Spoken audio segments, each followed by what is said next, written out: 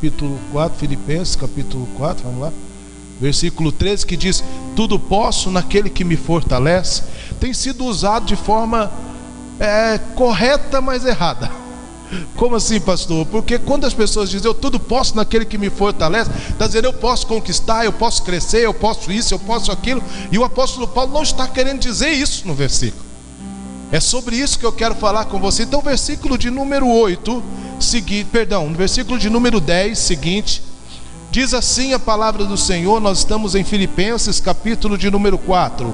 Diz assim: alegrei-me sobremaneira no Senhor, porque agora uma vez mais renovastes ao meu favor o vosso cuidado, o qual também já tinhais antes, mas vos faltava oportunidade. Digo isto não por causa da pobreza, porque aprendi a viver contente em toda e qualquer situação. Tanto sei estar humilhado, como também ser honrado. De tudo em todas as circunstâncias já tenho experiência, tanto na fartura como na fome, assim de abundância como de escassez. Tudo posso naquele que me fortalece. Todavia fizeste bem, associando-vos à minha tribulação. E sabeis também que vós, ó Filipenses, que no início do Evangelho, quando parti da Macedônia, nenhuma igreja se associou comigo no tocante a dar e receber, senão unicamente vós outros. Até aqui. Senhor, nós louvamos o seu nome pela sua palavra. Que ela seja rica, eficaz, elucidativa, que ela governe os nossos corações a partir de agora. Fala com aqueles que aqui estão e com aqueles que estão em casa, com aqueles que nos ouvem nesta hora e afora de tempo. Que a tua palavra nos alimente nesta hora, em nome de Jesus. Amados, o apóstolo Paulo está sendo extremamente eficaz, porque ele está trazendo, e na examinação do texto e do contexto da afirmação, nós percebemos que ele estava vivendo um momento difícil. Ele não estava vivendo um momento fácil, ele estava num momento de tribulação, e necessariamente tribulação de ordem financeira.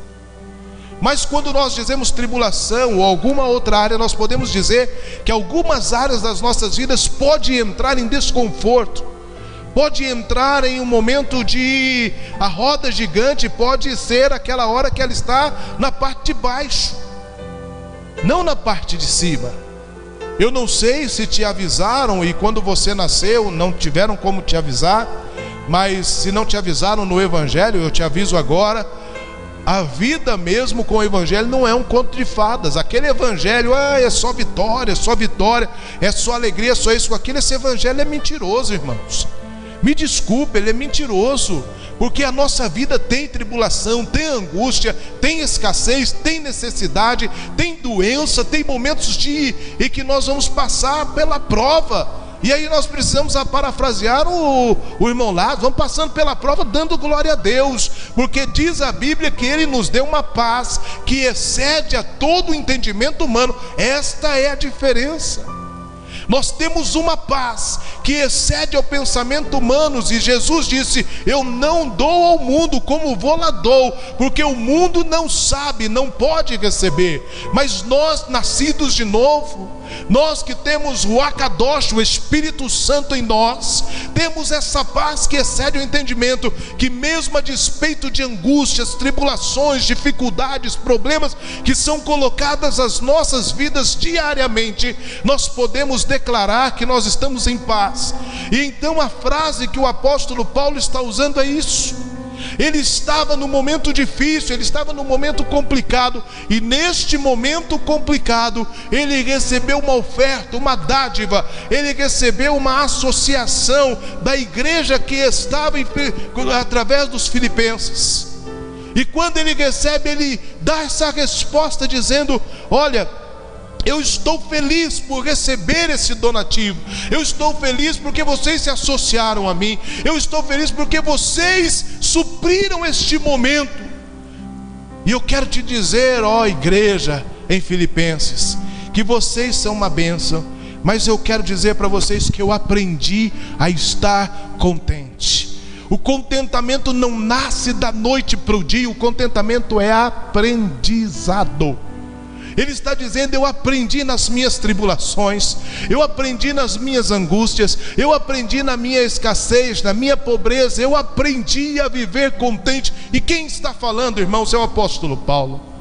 O homem que poderia ser um sumo sacerdote, o homem que poderia ser um dos mais notórios, ele foi criado aos pés de Gamaliel. Ele poderia ser um dos mais notórios homens, não da Bíblia, como é de fato após a sua conversão, mas ali, talvez até o Império Romano na época poderia tê-lo como um dos grandes influenciadores da época. Mas ele, a partir do momento que ele abraçou a causa dos do caminho, e que depois são chamados de cristãos, pequenos Cristo, desde que ele começou a plantar igrejas e a viver uma novidade de vida, algumas coisas passaram a dar errado para Paulo. Deixaram de dar tão certo, porque ele perdeu o favorecimento humano, o favorecimento do governo da época, e ele estava na dependência do Espírito de Deus, instruído por esse para plantar novas igrejas e cumprir a sua missão.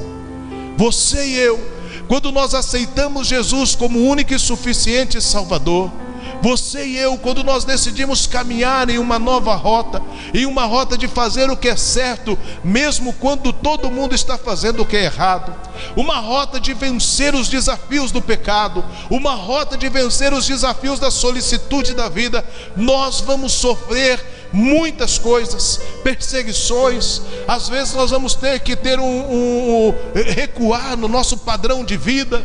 Às vezes nós vamos ter que deixar de algumas coisas, nós vamos ter que desprover de algo, mas este é o padrão do reino de Deus. E o Deus que quer nos dar a felicidade parte do pressuposto que é nele nós temos toda a suficiência, que é nele que nós temos tudo aquilo que temos buscado. Nós não precisamos, meus irmãos, de grandes realizações. E aí eu abro um parênteses, ouça, eu não estou dizendo para você sair daqui e entrar para a escola dos franciscanos. Eu não sei se você conhece a história de Francisco, da cidade de Assis. Ele era um menino muito rico, e quando ele chegou, o seu pai o tinha como vocacionado para que ele pudesse ser ali e naquela época ser um padre, ser um sacerdote, era também ser um nobre, era também ganhar muito dinheiro, era também manter as suas posses, e ele não quis. E uma igrejinha perto da sua terra ali, ele começou a revitalizar aquilo, e ele sofreu, foi deserdado, foi jogado para fora, e ele começou a cuidar dos moribundos, a cuidar dessas pessoas, e ao fazer isso, ele conseguiu atrair um grande avivamento para a sua história de vida, e depois foi tido como santo. Francisco entendeu o seu contentamento, a sua realização na pessoa de Deus. Fecha o parênteses, eu não estou dizendo para você sair daqui, vender seus bens, suas posses, e agora eu preciso caminhar como um franciscano, vou andar só de sandália, roupa de saco para ser feliz. Não é isso, irmãos, não é isso, porque em Deuteronômio 8,18 diz que o Senhor é quem nos dá o dom de adquirir riquezas. Ele diz: aquele que lembra de Deus em primeiro lugar, que entende que não é na força do seu braço, Deus lhe dá o dom de adquirir riqueza. Deuteronômio 8,18, você pode abrir e ler. E se você não quiser abrir e ler, você pode marcar. Porque é dom de Deus que você viva acima da média, que você viva com abundância. Então você pode sim ter um carro bom, você pode sim ter um carro melhor, você pode sim ter uma casa melhor, você pode se vestir bem, você pode comer bem. Isso não, eu não estou aqui advogando que para você ser alguém feliz, você precisa ser pobre. Tá? Não é isso que o Evangelho prega, mas também o Evangelho que prega que você tem que ser rico, porque isso é a expressão da sua felicidade, também é mentiroso. É questão de um equilíbrio. Como eu disse, tem gente que é feliz andando de fusquinha, e não é por nada não. Tem um porteiro do prédio lá que tem um fusquinha, e ele não vende por menos de 30 mil, irmãos. Vida elétrica, fecha, sobe um monte de coisa, é mais caro que o meu carro. É um Fusca. Mas tem gente que tem lá um corcelzinho, a casinha, não tem TV por assinatura, assiste só os canais abertos, não tem ar-condicionado, no frio acende lá uma fogueirinha, faz qualquer coisa, mas é feliz. E tem gente numa casa aplainada, tem gente que tem grana, dá com couro, que se precisar agora gastar 3 milhões de reais, sabe como gastar, mas não tem felicidade. Então aprender o contentamento e aprender a solicitude da vida é isso. É entender, e vou novamente parafrasear a morte da menina, não estou sendo aqui alguém que está condenando, não, de forma alguma, mas é aprender que a vida é um sopro. É aprender que, irmãos, que nenhum de nós sabe o dia de amanhã, se vamos amanhecer. Pastor, o senhor está sendo fatídico nesse negócio? Não, eu estou sendo realista. Que nós possamos aproveitar todos os momentos do nosso contentamento. O apóstolo Paulo aprendeu que a sua alegria estava em Deus, independente do que acontecesse do lado de fora das circunstâncias. Ele diz: eu aprendi a viver contente. Eu sei ser humilhado, eu sei ser honrado, eu sei estar pobre, eu sei ter fartura, mas eu também sei passar fome. E diante disso tudo eu estou contente. Por que eu estou contente? Porque eu aprendi que Deus é a minha suficiência. Você e eu precisamos aprender que Deus é a nossa suficiência. Quando nós entendemos isso, nós vamos deixar, irmãos, por exemplo, de murmurar acerca de uma ou outra coisa que não deu certo, que não saiu da forma que queríamos. Nós vamos deixar de murmurar quando temos que dar 2, 3, 4 passos para trás, mas nós vamos agradecer a Deus porque Ele cuidou de nós. Irmãos, não existe nada melhor do que uma consciência tranquila e uma cabeça leve a colocar a cabeça no travesseiro para dormir. Tem muita gente, irmãos, que estaciona carrões na garagem, posta fotos de todo lado. Não estou dizendo que não é para fazer isso, misericórdia, me entenda, eu posto, nós estamos lá caminhando, temos uma vida normal, mas depois deita a cabeça no travesseiro e fica horas, acorda na madrugada, às vezes a esposa do lado, ou o esposo do lado, a pessoa fica horas na cama, pensando, matutando, não consegue dormir, dorme um pouco, mas não descansa, porque não entendeu a força do contentamento.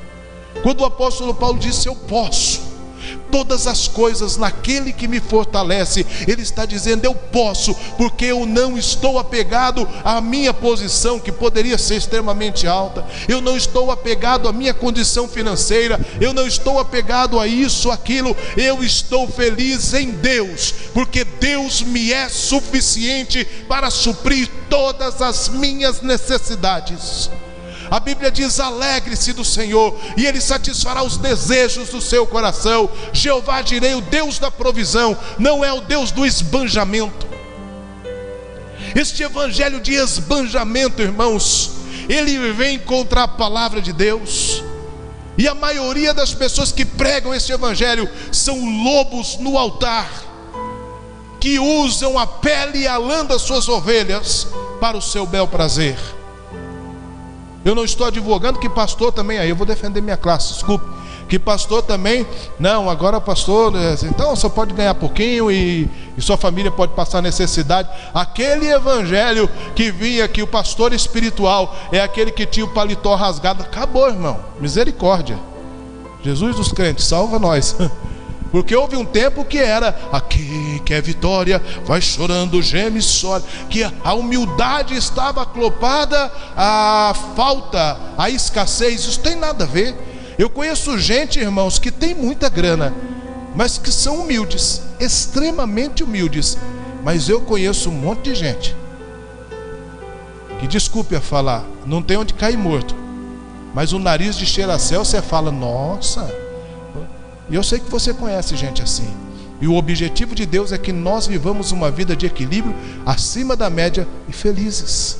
Então, como o apóstolo Paulo, nós podemos dizer: podemos todas as coisas, nós podemos passar por tribulações, mas nós podemos vencê-las, algumas imediatamente, outras lentamente, porque em tudo Deus quer nos ensinar. Quero ler alguns versículos aos irmãos. Diz Hebreus 13:5, diz: conservem-se livres do amor ao dinheiro e contente-se com o que vocês têm, porque Deus mesmo disse: nunca o deixarei, nunca o abandonarei.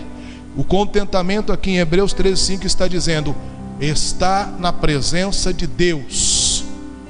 O contentamento não está no apego ao dinheiro, mas em que nós temos a presença de Deus. Outro versículo que eu quero ler, Romanos 12:16, diz: não ambicieis coisas altas, mas acomodai-vos com as humildes. Não ambicieis coisas altas, mas acomodai-vos com as humildes. Pastor, mas o senhor acabou de falar que a gente pode ter um carro melhor, uma casa melhor. Sim, quando isso não é objeto de ganância, de ambição. Isso é objeto de conquista. Em Eclesiastes, se eu não me engano, 7, alguma coisa, vai dizer que é dom de Deus que o homem viva do seu salário. E alguns têm um salário maior do que o outro, porque estudaram, porque trabalharam, porque tem quinquênio para quem é profissional do setor público. Outros, isso é natural, irmãos. Mas independente de quanto ganhamos, nós precisamos aprender a estar contente. E tem gente que, porque ambiciona coisas muito altas, acaba no endividamento. Eu tenho uma frase que eu digo assim: tem muita gente gastando o que não tem para comprar o que não precisa, para impressionar quem não está nem aí para ele. Deixa eu te falar uma coisa: você não é o que você tem, você é o que você é, o que você possui no seu coração. Eu tenho prazer de sentar com algumas pessoas, de verdade, tomar chimarrão. Gente, eu tenho prazer de sentar em alguns lugares e chegar de surpresa e a pessoa falar: pastor, eu não preparei nada. É porque eu sabia que você ia preparar algo que estava além do seu alcance. Pastor, mas eu só posso passar um cafezinho. Eu falei: passe, de preferência preto, né? Porque tem uns cafés que são meio chá, né? Você é sempre meio fraquinho, estou brincando logo. Mas eu amo estar com pessoas simples. Mas eu também gosto de sentar em uma mesa recheada de boas comidas e comer bem. Eu também gosto de ser convidado para um bom churrasco e rachar um churrasco com alguém. Eu também gosto disso. Mas independente de todas essas coisas, o melhor é a presença de Deus nas nossas vidas. Se você puder abrir a sua Bíblia em Lucas capítulo 3, versículo 14. Eu sabia que eu não ia conseguir pregar a mensagem inteira hoje. A minha ideia era tentar pregar pelo menos metade. Eu não cheguei na metade da primeira página, porque é algo muito extenso. Vai umas 5 semanas falando sobre isso e nos dando caminho. É bênção de Deus. Lucas capítulo 3. Se você já achou, amém, glória a Deus. Eu estou chegando, apesar de ter o texto ali, mas eu quero ler ele aqui. Um dia Jesus, sendo interpelado nas suas pregações, ele sendo interpelado por soldados acerca do que fazer, no versículo 14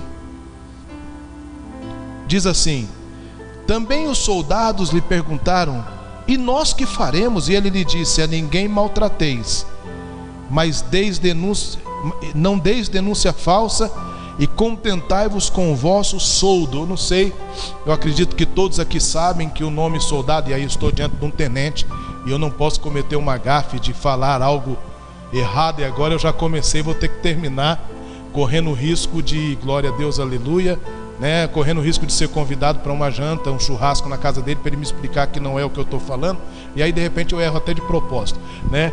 Mas soldo, a palavra soldado vem de soldo, é isso?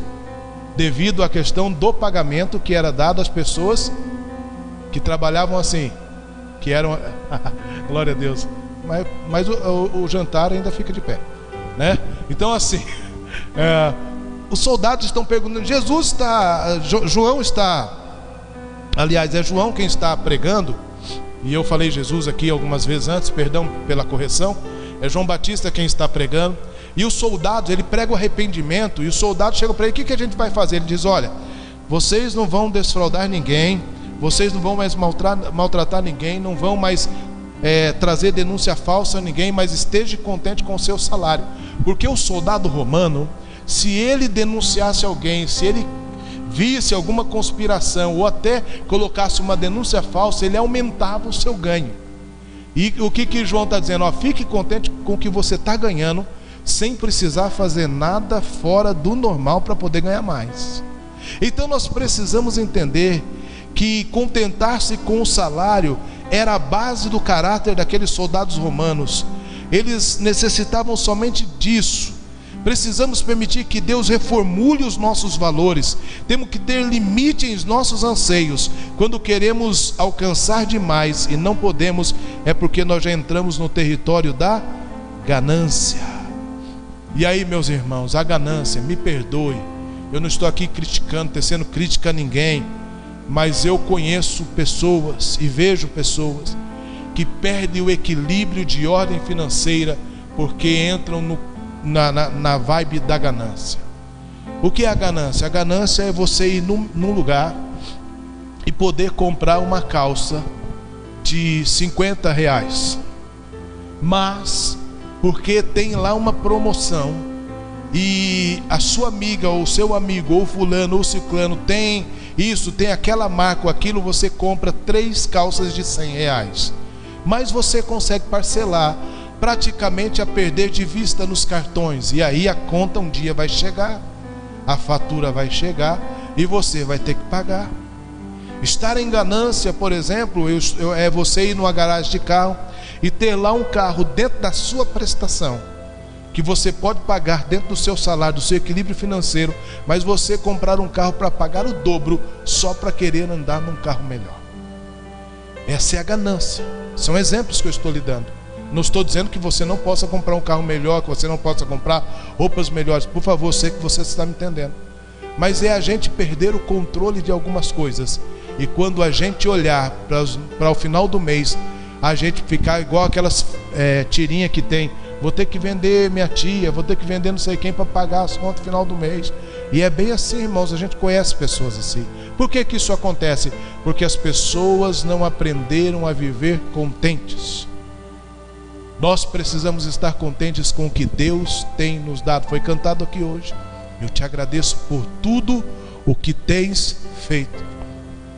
Nós estamos na reta final do ano. Nós entramos agora no penúltimo mês do ano. E eu te faço uma pergunta: você tem motivos para agradecer a Deus por este ano? Eu tenho, irmãos, porque em janeiro eu pensei que eu fosse morrer. Eu pensei que eu não fosse conseguir ver minhas filhas crescerem. E numa noite eu fiz uma oração a Deus. Eu falei: Senhor, não sou eu quem vai lhe dar essas opções, mas eu só posso lhe dar duas e eu quero conversar com o Senhor. Ou o Senhor me cura, ou o Senhor me leva, porque é insuportável o que eu estou sentindo. E só quem teve um Covid um pouco mais agressivo sabe do que eu estou falando. O cansaço,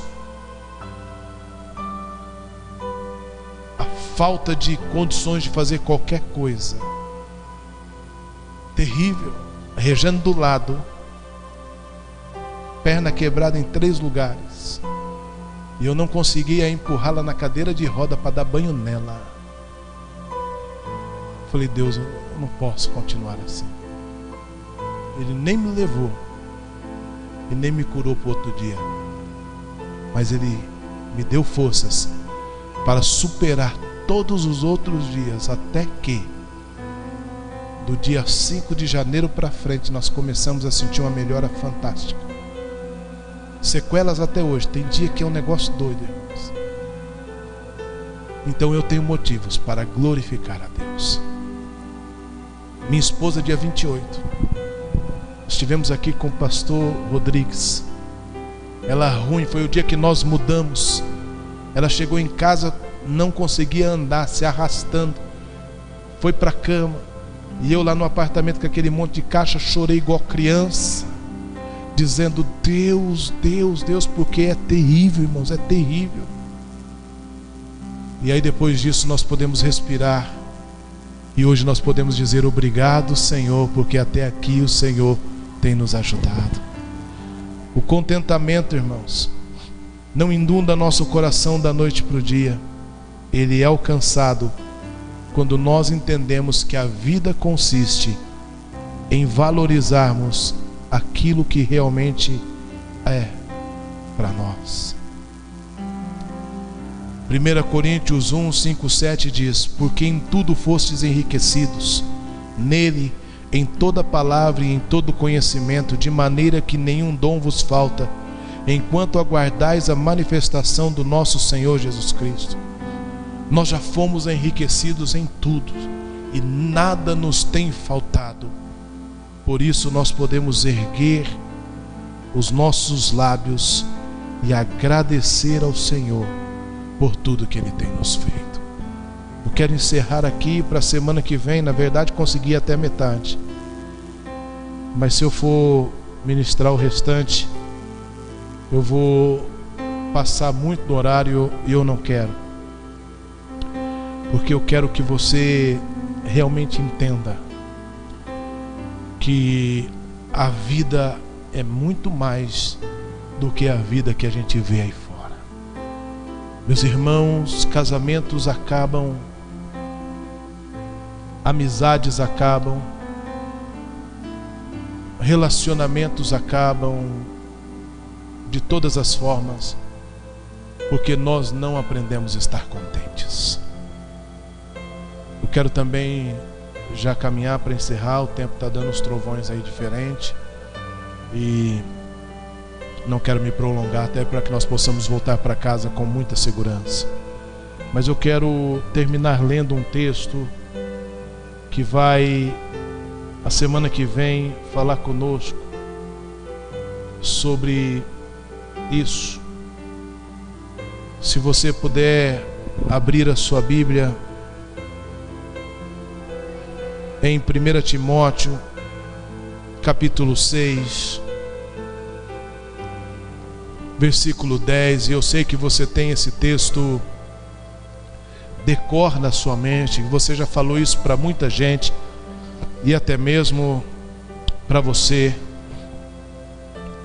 Eu quero tomar a liberdade de ler do versículo de número 3 até o versículo 10 do capítulo 6 da primeira carta do apóstolo Paulo, aconselhando o seu discípulo Timóteo, que é uma das bases da semana que vem. Ele diz assim: se alguém ensina outra doutrina que não concorda com as sãs palavras do nosso Senhor Jesus Cristo e com o Espírito segundo a piedade, é infatuado, nada entende, mas tem mania por questões e contendas de palavras, que nasce inveja, provocações, difamações, suspeitas malignas, altercações sem fim por homens cuja mente é pervertida e privado de verdade, supondo que a piedade é fonte de lucro. De fato, grande fonte de lucro é a piedade com o contentamento, porque nada temos trazido para o mundo, nem coisa alguma podemos levar dele. Tendo sustento com que nos vestir, estejamos contentes.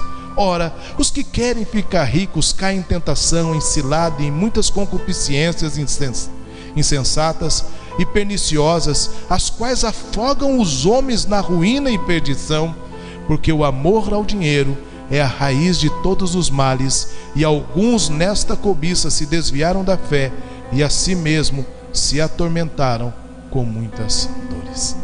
A gente vive dizendo que o amor ao dinheiro é a raiz de todos os males, mas a gente nunca termina dizendo que muitos já se afogaram por esta cobiça e que se atormentam com muitas dores. Irmãos, não tem coisa pior do que alguém endividado que não consegue pagar as suas contas, sustentar a sua família. Muitas pessoas estão com dores, sofrem infarto porque se perdem nessa situação. E por que isso acontece? Porque muitos estão buscando o enriquecimento. Não o enriquecimento com a palavra, o contentamento com Deus, o suprimento de Deus.